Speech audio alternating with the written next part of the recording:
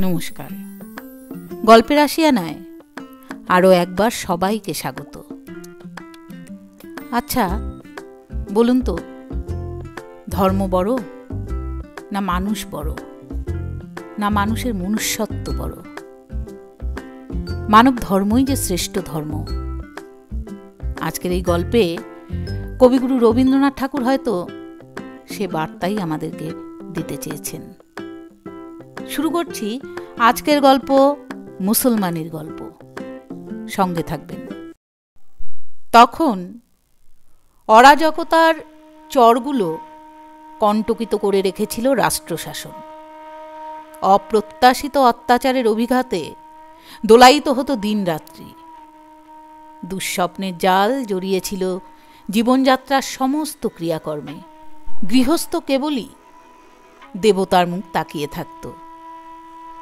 অপদেবতার কাল্পনিক আশঙ্কায় মানুষের মন থাকত আতঙ্কিত।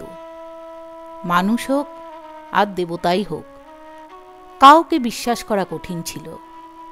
কেবলই চোখের জলের দোহাই পাড়তে হতো। শুভকর্ম ও অশুভ কর্মের পরিণামের সীমারেখা ছিল ক্ষীণ। চলতে চলতে পদে পদে মানুষ হোঁচট খেয়ে খেয়ে পড়ত দুর্গতির মধ্যে। এমন অবস্থায় বাড়িতে রূপসী কন্যার আগমন ছিল যেন ভাগ্য বিধাতার অভিসম্পাত। এমন মেয়ে ঘরে এলে পরিজনরা সবাই বলতো, পোড়ার মুখে বিদায় হলেই বাঁচি। সেই রকমেরই একটা আপদ এসে জুটেছিল তিন মহলার তালুকদার বংশীবদনের ঘরে। কমলা ছিল সুন্দরী, তার বাপ মা গিয়েছিল মারা। সেই সঙ্গে সেও বিদায় নিলেই পরিবার নিশ্চিত হতো। কিন্তু তা হলো না।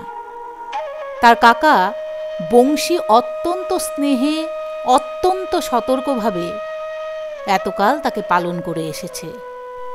তার কাকি কিন্তু প্রতিবেশিনীদের কাছে প্রায়ই বলতো, দেখ তো ভাই, মা বাপ ওকে রেখে গেল কেবল আমাদের মাথায় সর্বনাশ চাপিয়ে। কোন সময় কি হয় বলা যায় না। আমার এই ছেলেপিলের ঘর, তারই মাঝখানে ও যেন সর্বনাশের মশাল জ্বালিয়ে রেখেছে। চারিদিক থেকে কেবল দুষ্ট লোকের দৃষ্টি এসে পড়ে। ওই একলা ওকে নিয়ে আমার ভরাডুবি হবে কোন দিন, সেই ভয়ে আমার ঘুম হয় না। এতদিন চলে যাচ্ছিল একরকম করে, এখন আবার বিয়ের সম্বন্ধ এলো। সেই ধুমধামের মধ্যে আর তো ওকে লুকিয়ে রাখা চলবে না।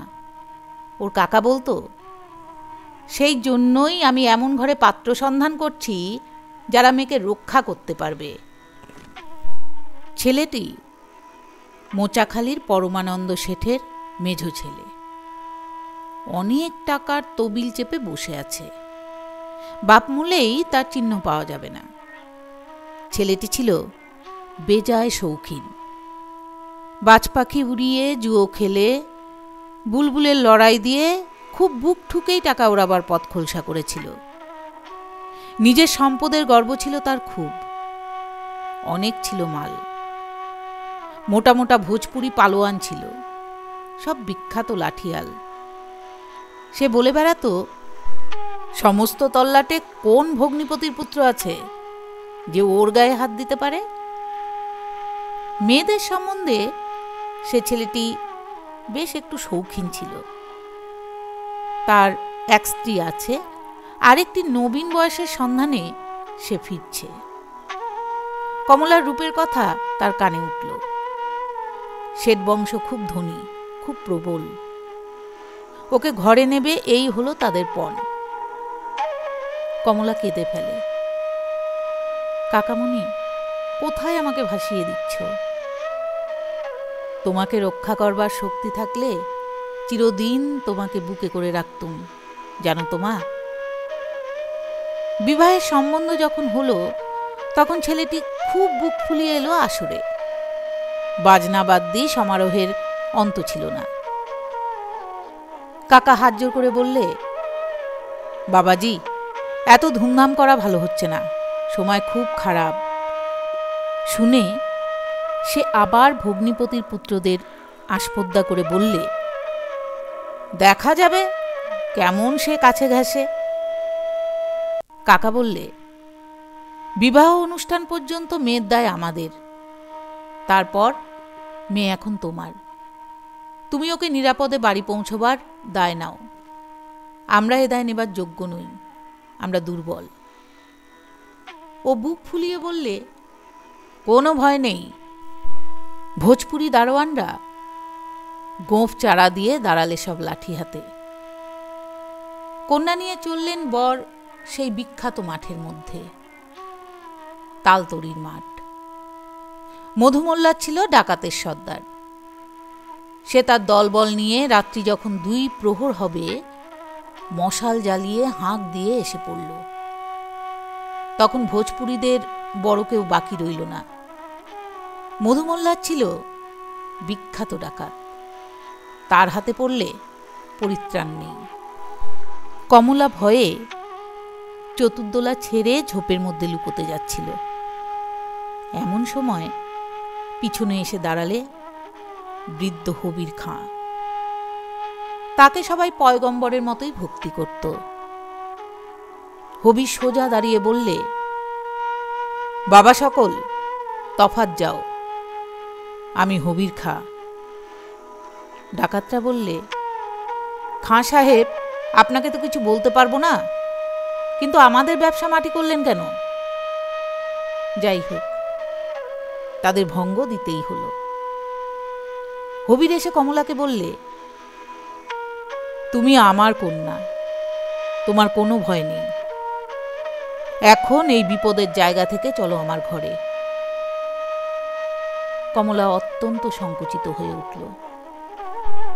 হবির বললে, বুঝেছি, তুমি হিন্দু ব্রাহ্মণের মেয়ে, মুসলমানের ঘরে যেতে সংকোচ হচ্ছে। কিন্তু একটা কথা মনে রেখো, যারা যথার্থ মুসলমান তারা ধর্মনিষ্ঠ ব্রাহ্মণকেও সম্মান করে। আমার ঘরে তুমি হিন্দু বাড়ির মেয়ের মতোই থাকবে।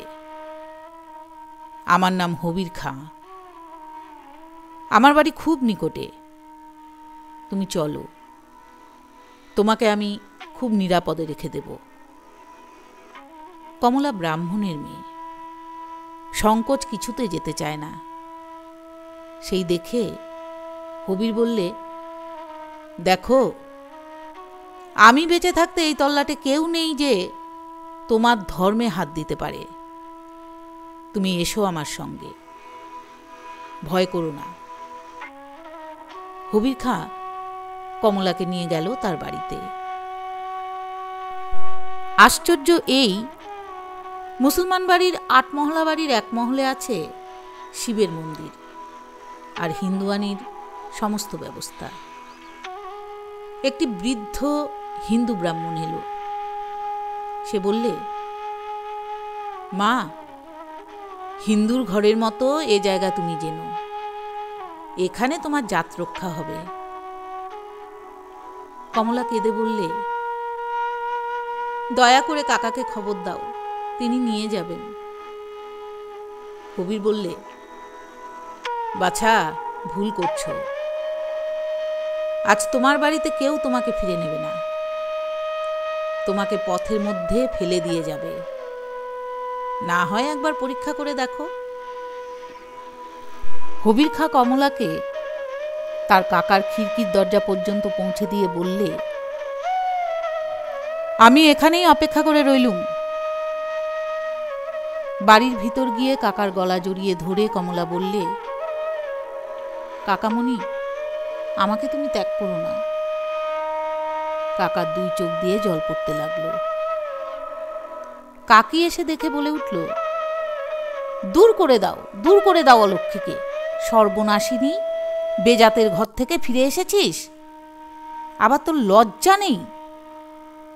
কাকা বললে, উপায় নেই মা, আমাদের যে হিন্দুর ঘর, এখানে তোমাকে কেউ ফিরে নেবে না।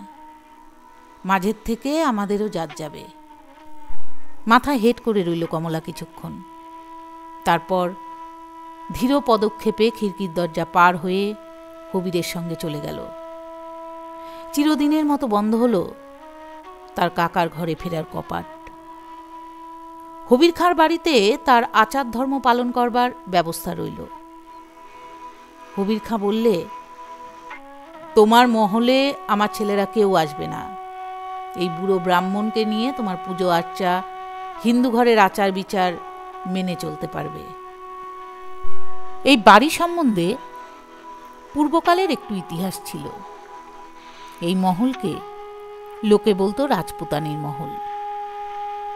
পূর্বকালে নবাব এনেছিলেন রাজপুতের মেয়েকে, কিন্তু তাকে তার জাত বাঁচিয়ে আলাদা করে রেখেছিলেন। সে শিব পূজা করত, মাঝে মাঝে তীর্থভ্রমণেও যেত। তখনকার অভিজাত বংশীয় মুসলমানেরা ধর্মনিষ্ঠ হিন্দুকে শ্রদ্ধা করত। সেই রাজপুতানি এই মহলে থেকে যত হিন্দু বেগমদের আশ্রয় দিত, তাদের আচার বিচার থাকত অক্ষুণ্ণ। শোনা যায় এই হবির খাঁ সেই রাজপুতানির পুত্র। যদিও সে মায়ের ধর্ম নেয়নি, কিন্তু সে মাকে পূজা করত অন্তরে। সে মা তো এখন আর নেই, কিন্তু তার স্মৃতি রক্ষাকল্পে এই রকম সমাজ বিতাড়িত অত্যাচারিত হিন্দু মেয়েদের বিশেষভাবে আশ্রয়দান করার ব্রত তিনি নিয়েছিলেন। কমলা তাদের কাছে যা পেল তা সে নিজের বাড়িতে কোনোদিন পেত না। সেখানে কাকি তাকে দুচ্ছাই করত, কেবলই শুনত সে অলক্ষ্মী, সে সর্বনাশী, সঙ্গে এনেছে সে দুর্ভাগ্য, সে মূলেই বংশ উদ্ধার পায়। তার কাকা তাকে লুকিয়ে মাঝে মাঝে কাপড় চোপড় কিছু দিতেন, কিন্তু কাকির ভয়ে সেটা গোপন করতে হতো। রাজপুতানির মহলে এসে সে যেন মহিষীর পদ পেলে।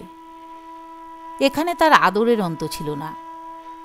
চারিদিকে তার দাসদাসী, সবই হিন্দু ঘরের ছিল। অবশেষে যৌবনের আবেগ এসে পৌঁছল তার দেহে। বাড়ির একটি ছেলে লুকিয়ে লুকিয়ে আনাগোনা শুরু করল কমলার মহলে। তার সঙ্গে সে মনে মনে বাধা পড়ে গেল। তখন সে হবির খাঁকে একদিন বললে, বাবা, আমার ধর্ম নেই।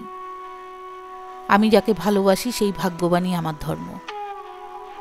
যে ধর্ম চিরদিন আমাকে জীবনের সব ভালোবাসা থেকে বঞ্চিত করেছে, অবজ্ঞা রাস্তাকুরের পাশে আমাকে ফেলে রেখে দিয়েছে, সে ধর্মের মধ্যে আমি তো দেবতার প্রসন্নতা কোনোদিন দেখতে পেলুম না।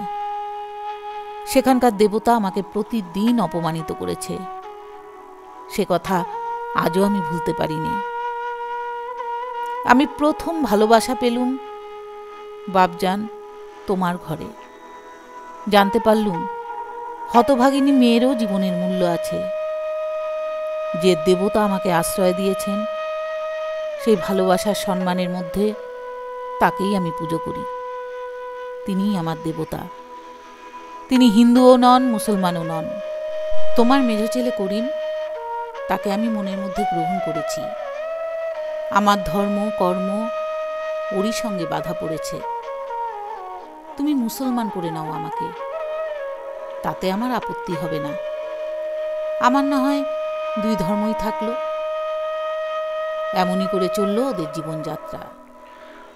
ওদের পূর্বতন পরিজনদের সঙ্গে আর দেখা সাক্ষাতের কোনো সম্ভাবনা রইল না। এদিকে হবির খাঁ কমলা যে ওদের পরিবারের কেউ নয়, সে কথা ভুলিয়ে দেবার চেষ্টা করলে ওর নাম হলো মেহেরজান। ইতিমধ্যে ওর কাকার দ্বিতীয় মেয়ের বিবাহের সময় এলো। তার বন্দোবস্তও হলো পূর্বের মতো। আবার এলো সেই বিপদ। পথের মধ্যে হুঙ্কার দিয়ে এসে পড়ল সেই ডাকাতের দল। শিকার থেকে একবার তারা বঞ্চিত হয়েছিল, সে দুঃখ তাদের ছিল। এবার তার শোধ নিতে চায়। কিন্তু তারই পিছন পিছন আর এক হুঙ্কার এলো, খবরদার! ওই রে, হবির খাঁর চেলারা এসে সব নষ্ট করে দিলে। কন্যাপক্ষরা যখন কন্যাকে পালকির মধ্যে ফেলে রেখে যে যেখানে পেল দৌড় মারতে চায়, তখন তাদের মাঝখানে দেখা দিল হবির খাঁয়ের অর্ধচন্দ্র আঁকা পতাকা বাঁধা বর্ষার ফলক। সেই বর্ষা নিয়ে দাঁড়িয়েছে নির্ভয়ে একটি রমণী। সরলাকে তিনি বললেন, বোন, তোর ভয় নেই, তোর জন্য আমি তার আশ্রয় নিয়ে এসেছি, যিনি সকলকে আশ্রয় দেন, যিনি কারো জাত বিচার করেন না। কাকা, প্রণাম তোমাকে। ভয় নেই, তোমার পা ছোবো না। এখন একে তোমার ঘরে নিয়ে যাও, একে কিছুতে অস্পৃশ্য করেনি। কাকিকে বলো, অনেক দিন তার অনিচ্ছুক অন্নবস্ত্রে মানুষ হয়েছি, সে ঋণ যে আমি এমন করে আজ শোধতে পারবো তা ভাবিনি। ওর জন্য একটি রাঙা চেলি এনেছি, সে এই নাও, আর একটি কিংখাবের আসন। আমার বোন যদি কখনো দুঃখে পড়ে তবে মনে থাকে যেন তার মুসলমান দিদি আছে তাকে রক্ষা করবার জন্যে।